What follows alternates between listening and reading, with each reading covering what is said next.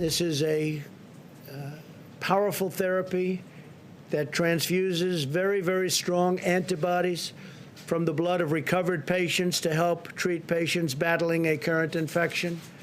It's had an incredible rate of success.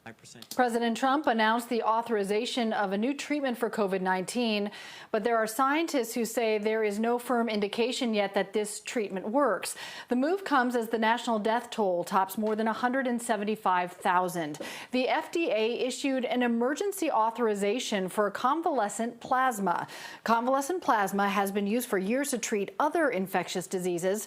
Early trials have shown some promise in treating COVID-19, but there are medical experts who say much more data is needed. And for that reason, Democrats criticize the president's decision. Before the FDA approved the emergency use, the agency debated internally about whether there was enough medical research to authorize such a move. FDA Commissioner Dr. Stephen Hahn defends the decision.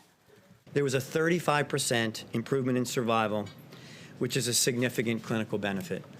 Now, we're waiting for more data, but this clearly meets the criteria that we've established for emergency use authorization.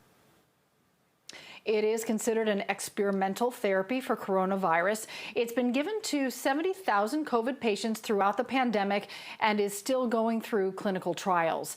The FDA says the emergency use authorization means that the treatment may be effective in helping treating COVID-19 and that the known and potential benefits outweigh the known and potential risks.